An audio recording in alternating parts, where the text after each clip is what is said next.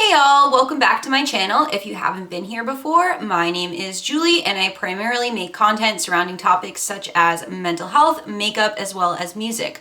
For today's video, we're doing an album review for a band called Boston Manor. They recently released a new album entitled Glue this past Friday, May 1st. I just want to describe the process I utilize when doing album reviews. This is just my personal preference. Since I have a mental health background, both professionally as well as personally, I prefer to focus on lyrics and mental health related aspects of the lyrics. I'm going to go track by track and give you my take on the lyrics as well as a small review of each song, and then I will give you my thoughts on the album as a whole. If you haven't heard of Boston Manor before, they are classified as a pop punk band. They are a British band that was formed in 2013. This is their third studio album entitled Glue. It is 51 minutes long and has 13 tracks on it. Besides pop punk, Boston Manor incorporates other elements such as somewhat post-hardcore and grungy. I don't know if I would go as far as to label them as that, but there are definitely elements of those genres within their music, especially in regard to this album. Track 1 is entitled Everything is Ordinary. What was helpful for me is that Henry Cox, the vocalist of the band, did an interview where he talked about the meanings behind some of the songs, so it takes away the guessing game for me. And I like to do some research on albums and lyrics and storylines prior to making my video so that I can educate you on this band a little more and give you some insight on the meaning behind their lyrics. The first track is entitled Everything is Ordinary. According to Henry Cox, he said this was a call to arms. We chose this as the first track because it's so obnoxious and in your face. It throws you in the deep end. It's about our desensitization, our distraction, and our acceptance of things we shouldn't accept. That last sentence absolutely has to do with mental health. I also agree with Henry here because I like the first track on an album to be a bit heavier, on the heavier side for the band, and more energetic to really draw you into the storyline, the instruments, vocals, etc. I like aspects of this song. I find it interesting, the lyric, just take your medicine, you won't feel anything. I see this a lot with bands. I know Movements has talked about feeling numb, and other bands have discussed feeling numb from medication. With my mental health background, I can attest to this, that if you are on the wrong medication or if you're on too high of a dose to medication, instead of it making you feel better from your depressive symptoms, etc., it may actually make you feel numb. There's a difference between feeling numb from your mental health symptoms and feeling numb as an adverse effect from a medication, and this is something to watch out for. My only concern would be that lyrics like this could deter people from taking medication. I don't think that's the point. I think Henry is trying to be realistic about his struggles with mental health and his personal experience, which I can appreciate because we need more representation, especially from musicians, celebrities, etc. So I'll wrap up track 1. I do like this track. I'm not in love with this track, but I don't dislike it by any means. I just feel there are stronger songs on the album. With that in mind, on to song number 2, entitled Ones and Zeros.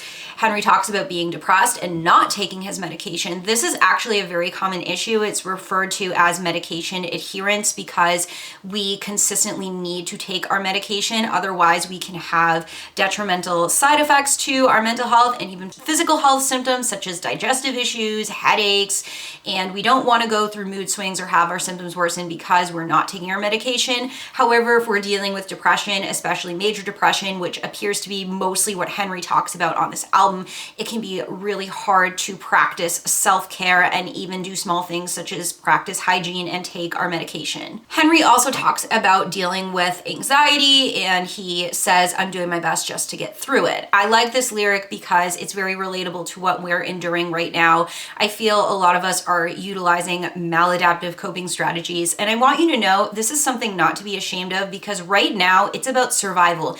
It's about keeping you safe physically, but also mentally, and holding yourself together in any way you can. I definitely think this lyric in particular is going to resonate with people due to current events. Henry also talks about that someone might not want to hear about his problems and it's all his fault because he was born. To me, these lyrics have to do with feeling like a burden, which is very common for any individual, regardless of mental health issues or not. Many of us can attest to feeling this way at a certain point in our lives and backing off from opening up to someone because we're concerned that we may push them away. I would say that you can see a lot of mental health elements in this song, as I went over, which makes me enjoy this song more. Definitely. And also, we know I love energetic and catchy songs. I wouldn't say this song is catchy, but it's definitely energetic, and it's a good transition from the first track that was also energetic and a little bit heavier. So I do really like this track. I would say this probably is my favorite track on the album at this point. Track 3 is called, if I butcher this, I'm sorry, Plasticine Dreams. Henry described in his interview that this song has to do with the entertainment industry and their false promises that they make. They have their hands in pockets, meaning that they are greedy and taking money from musicians. He also has a lyric in there that says, "Goodbye to your privacy." And this is important because just because you're in the spotlight and you are a musician, celebrity, etc., or you're a YouTuber and you openly talk about your life, you still are entitled to a certain level of privacy. He also talks about fake plastic trees, which appears to be a Radiohead reference. He's previously said that Radiohead is a major musical influence on his band. I'm not super familiar with Radiohead, honestly, but this makes sense to me since there's a 90s vibe to this album somewhat. I don't dislike this song, but I don't find myself coming back to it. It's definitely, to me, not as strong as some other songs on this album. Track 4 is Terrible Love. This song has to do with things that Henry hates about himself. The chorus has to do with a need for acceptance as well as being liked by others, and he also is seeking validation in the song and hating that he seeks validation, feeling guilty and ashamed that he appears to struggle to validate himself and is looking for that external validation. This isn't something to feel guilty about either. It makes sense why he would, and many of us feel that way. I have totally felt that way before and even struggle with that to this day. However, it really is important to get that support from others, although I do agree with Henry that he does need to find a way to validate himself. He talks about how he's lazy, he's selfish, he has no self-control, he even calls himself an idiot. He talks about how he'll never fit in, and it appears this validation he's looking for is primarily yearned for from his romantic partner. I like that this song, Terrible Love, starts off slow and light because it's a good contrast to that Henry further into the song gets into these mental health aspects that are very deep to him because these are pieces that he hates about himself. I like the overall vibe of this song. This is a song I can definitely see myself vibing out to. It has those 90s vibes to it, and I also really like the bass and drums together in the song. Track 5 is called On a High Ledge. Henry cites that it has to do with toxic masculinity, specific to male suicide, as well as British male culture. He expresses a fear of being vulnerable, as well as a lyric that says, "I want to cry, but don't know how." I think this is pointing to the toxic masculinity where if men cry, they're seen as weak, and there is this societal aspect that encourages men not to cry and that it makes them weak and unmanly if they cry, and we know that this is not true. Although there is this deep meaning to the song, the lyrics here are somewhat repetitive and not entirely deep. He repeats "on a high ledge" over and over and over. So lyrically, I don't find myself super interested. Instrumentally as well as vocally, I do like the vibes of this song. I do like how it's kind of soft, and I do somewhat from the song get the imagery of a church, which it seems that Henry is somewhat alluding to in the song lyrically. So I don't dislike this song, but I would say if it was least or most favorite, it's probably somewhere in the middle in comparison to other songs on the album, at least for me. I do like the distortion on this song as well. Next up, we have the song OnlyOne. This song entails Henry admitting he's struggling to get out of bed. He expresses some suicidal ideation, meaning he doesn't want to be alive anymore. He also feels he has bad luck somewhat because he expresses that bad things always seem to happen to him and no one else, although he is admitting, well, bad things may happen to other people, but it feels like it just happens to me.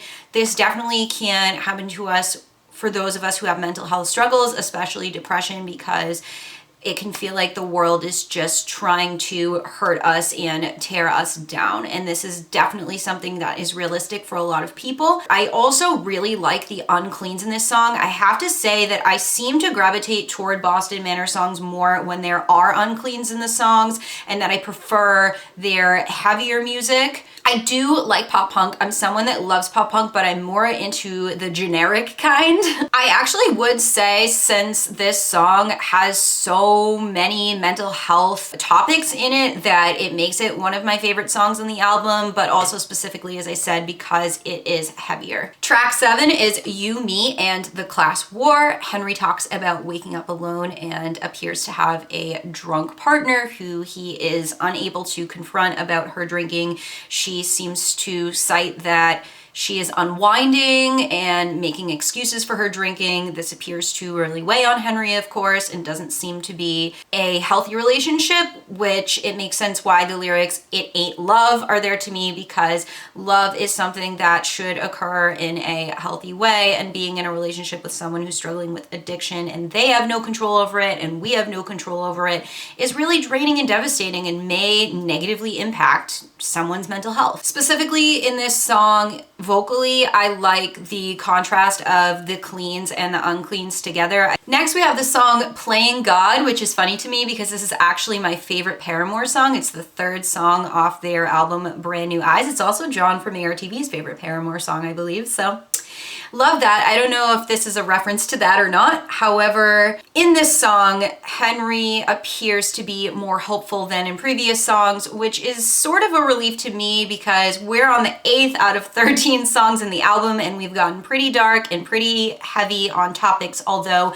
I think that's great and I love the representation. As we've discussed in previous songs, Henry's discussed addiction, suicidal ideation, depression, and anxiety, whereas in this song, he's putting those to the side and describing that he's hopeful he will become something stronger. I also feel the guitar and drums are very strong on the intro of this song, and as we know, I love a strong intro. It gets me right into the song and hooks me in so that I actually have the attention span to finish listening to the song. Track 9. Brand New Kids. Brand New Kids has a lot of interesting imagery in it. We have imagery of swimming, but swimming in a romantic sense, like through a relationship. Henry discusses struggling to get out of bed. He talks about falling, but appears to be concerned about hitting rock bottom and doesn't want that to happen.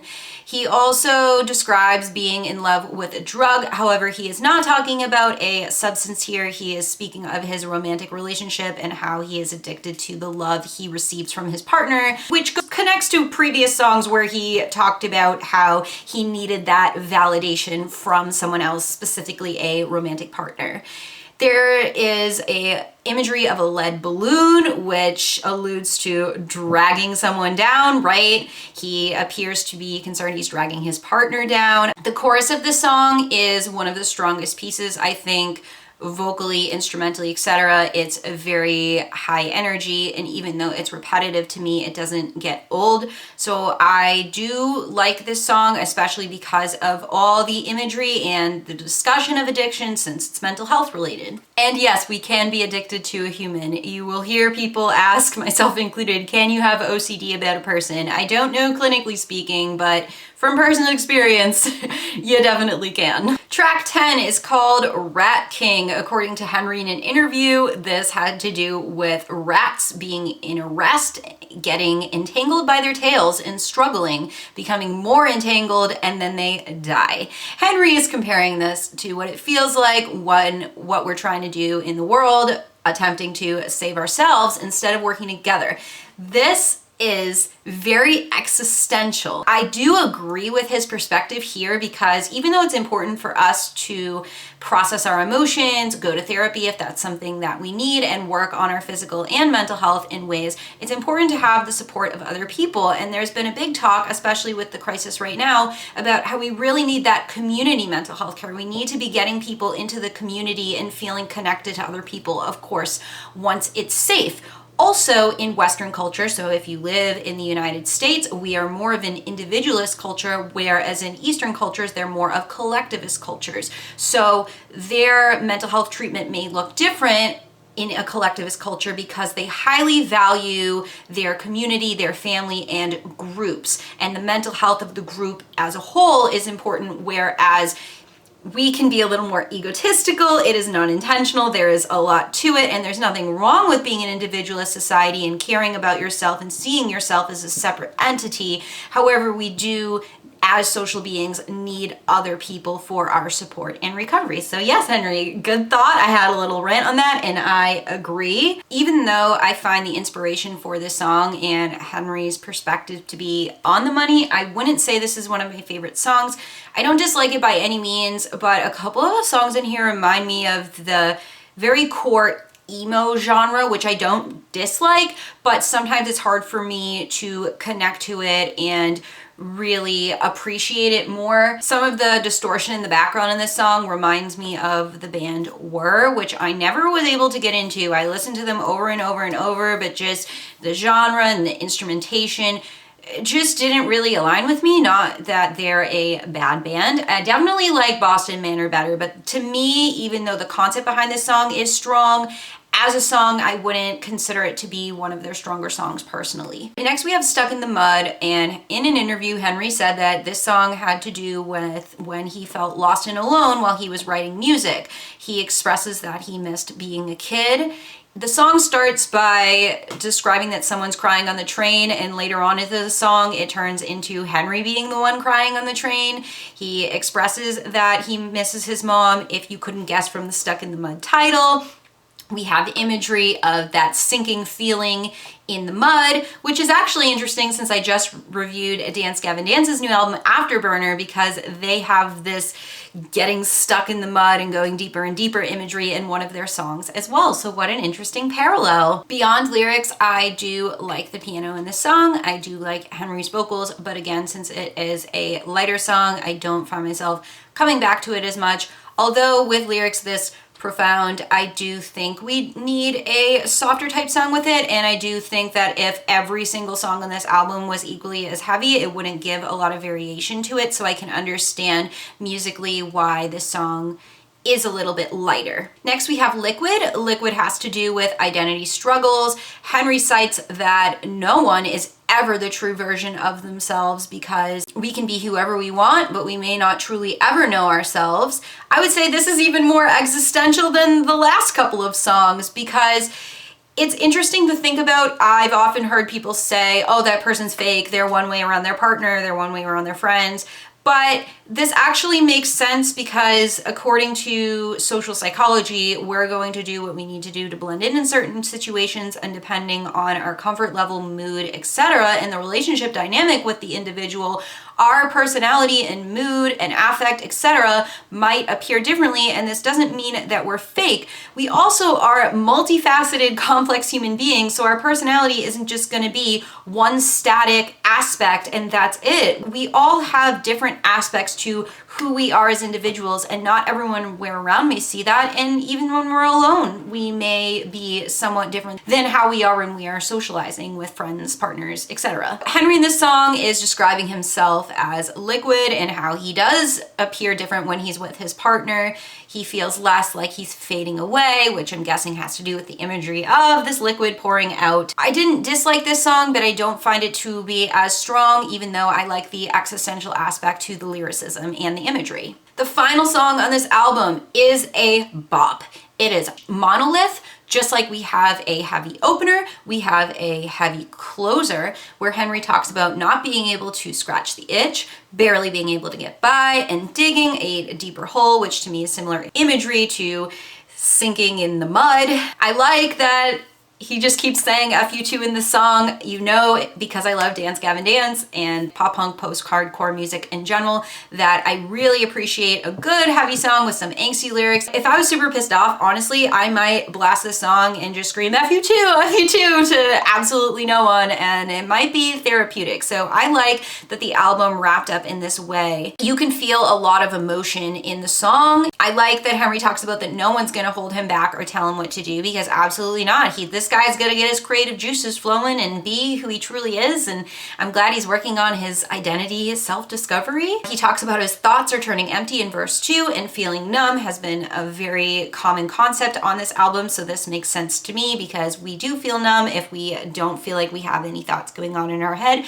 and this absolutely can happen for many reasons. He also describes struggling to know what to say, and if we have no thoughts going on and we feel numb and we feel crappy, then yeah, having a conversation and supporting someone is going to be difficult. Here are my final thoughts on the album. Henry covers so many mental health topics on this album, such as addiction, depression, anxiety, suicidal ideation, relationships, unhealthy relationships, identity struggles, toxic masculinity. All those topics are really important to have representation and open discussions about, so I appreciate that this band has some mental health advocacy going on in their music, and I think that makes me connect to it a little more. I have to admit, prior to this, I knew who Boston Manor was. I listened to a couple songs from Welcome to the Neighborhood, but I never got super into them. I still can't say I'm super into them, but I do like them. I appreciate their talent musically, and I did enjoy this album. I just can't see myself sitting down and listening to every single song on the album and really vibing out to it. My favorite songs on the album were the opener and the closer, especially Monolith, but my favorite song on the album is definitely Ones and Zeros because of the mental health aspect as well as how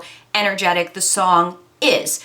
As I've previously mentioned, I prefer Boston Manor's heavier songs. This makes sense to me because Boston Manor does remind me a little bit of Trash Boat. Trash Boat is definitely one of my favorite pop punk bands. The production on their last album was amazing, so I definitely prefer when they go a little bit heavier too. I'm not going to give this album a rating because I'm still a newbie to reviewing, but that's all I have for you today. Thank you so much for watching. Please give this video a like if you enjoyed it. I'd love for you to subscribe to my channel as well. Please help me get 100 subscribers. I'll start live streaming. I want to talk to you guys. If you'd like to follow me on my social medias, my Instagram is Julie_counseling. My Twitter is JulieCounseling with no underscore, and my Facebook page will be linked down below as well. And I'll catch you on the flip side. Bye guys.